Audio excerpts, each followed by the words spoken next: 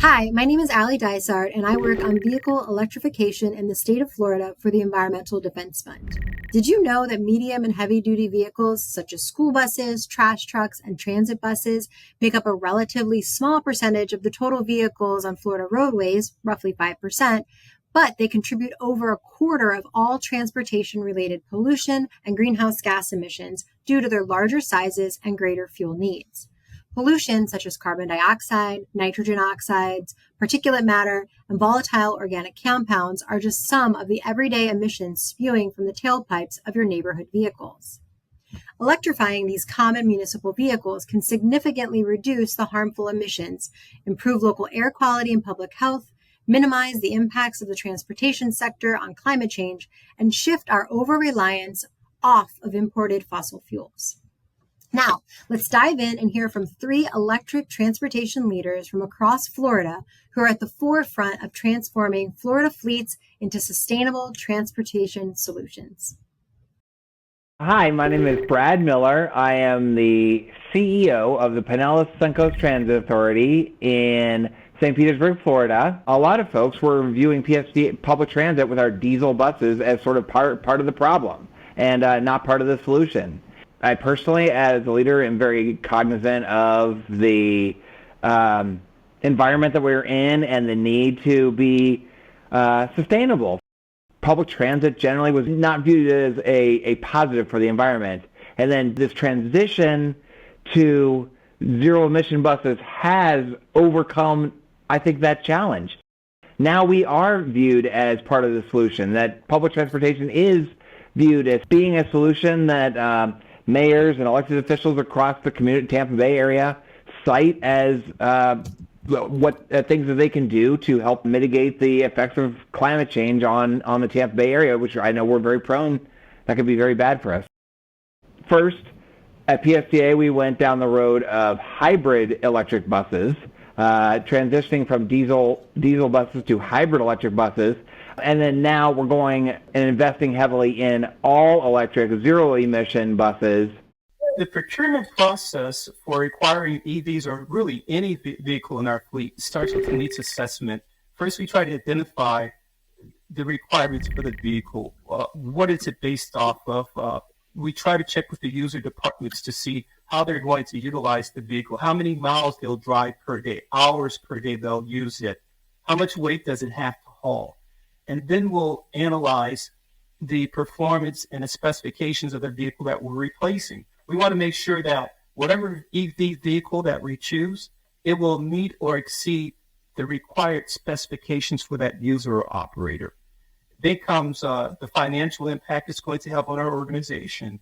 What's the total cost of ownership? Unlike just looking at the capital costs, we look at the recurring costs. What are the insurance costs, the maintenance costs, the fuel costs? For example, on a sanitation route, they're out about 75 miles per day. They pick up each truck 1,000 residences or garbage cans. So we compared that to apples to the electric vehicle picking up the same and being on a similar route. So on average, our daily fuel cost for a diesel vehicle is about $154 per day in fuel. And you're correct, about 2 to 3 miles per gallon. Well, for the electric vehicle on the same route, we're spending about $40 a day in charging. So that's a substantial savings just in annual fuel. Not only do we take the fuel, we're not using that diesel fuel, but we're saving about $25,000 just annually on fuel costs. In addition to the repair and maintenance, we're saving about $7,000 in repair and maintenance costs. So the $30,000 plus we're saving annually just from transitioning from diesel to electric. Florida really sets itself up well for EV deployments. Really, if you look at our state, as you get to the southern half and go south of I-4, we have a lot of dense urban districts, and those really do set the table nicely for EV deployments and EV routing. And additionally, even when you go north of I-4 and you get into the Panhandle area, we still provide a very flat terrain for our vehicles. The climate is advantageous to us. The heat and air conditioning, it's a very minor parasitic impact. Nothing as severe as perhaps heating the cabin of the vehicles up north. But again, our geography and our climate's really setting the table well for successful deployments here in the state.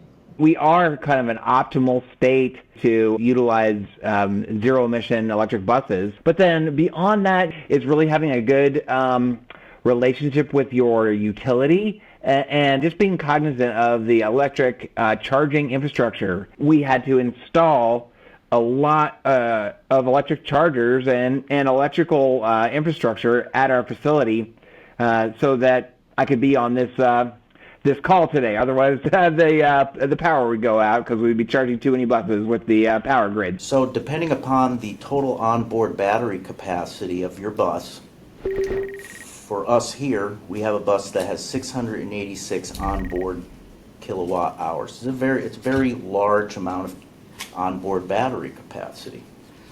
So when you look at your normal days of service, when is pull out, when is pull back, versus how long do you have, assuming worst case scenario, to go from 0% state of charge to 100% state of charge. And I'm using extremes here to demonstrate a point. How much time do you have, or are you willing to allocate to recharge that bus? And in our case, we could live with a 4-hour turnaround time window. You take all that information, you do some math, and you come up with what size charger that you need to give you that 4-hour window. In this case, for us, it was a 200 kW capacity charger, and that's what we chose from ChargePoint. So all those little working pieces, okay, if you don't know the questions to ask, you're going to miss something. And if you don't involve the charger manufacturer, the bus OEM, and of course your utility sits in the middle, because without them, you're not going anywhere at all.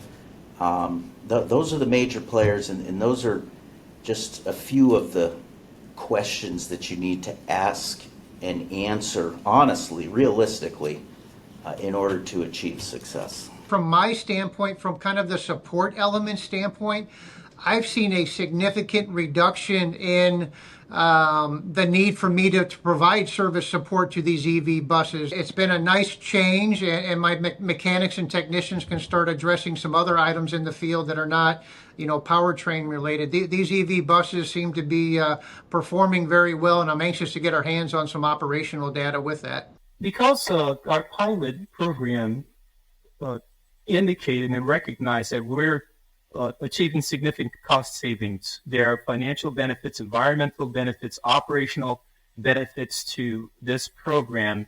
We're trying to transition into additional EVs into our fleet, incorporate more of them because of the cost savings that we're achieving.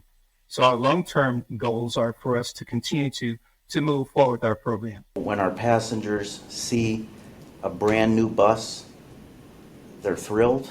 And of course, being an all-electric bus, it's quieter. There's no fumes. There's no smell of diesel. People can carry on conversations at a normal tone of voice, and it's just all around what we call, and that's what I mean by seeing good results so far. We're at a good point in Florida right now to where if we have a school district or a charter school or somebody that is really entertaining making a transition to EV buses, the good thing now is that they'll have a number of sister districts or colleagues out there that have already done the deployment, so we can get some best practices together.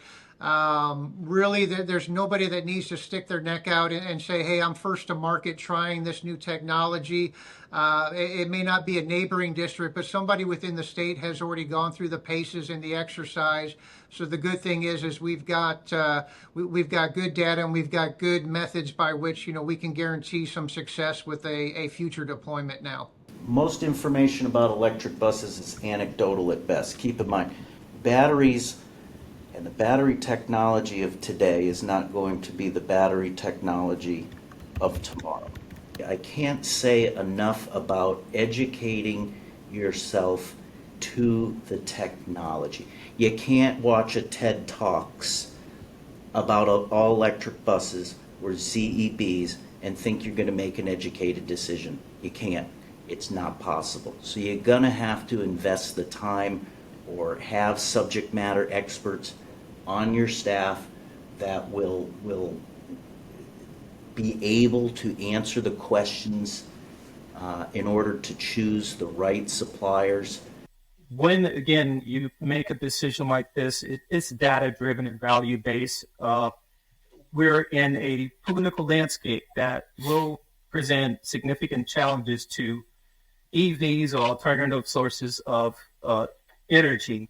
So policy volatility is something that we can expect. The frequent changes and regulations, incentives, they're always going to be back and forth. So with that, try to develop long-term planning for implementation, knowing that you're going to have political pressures that might influence data collection and decisions.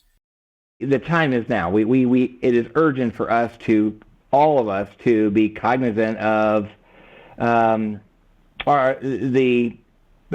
issues that our community is dealing with, the effects of climate change, the need to provide our community with alternatives that are better for our environment and lower cost.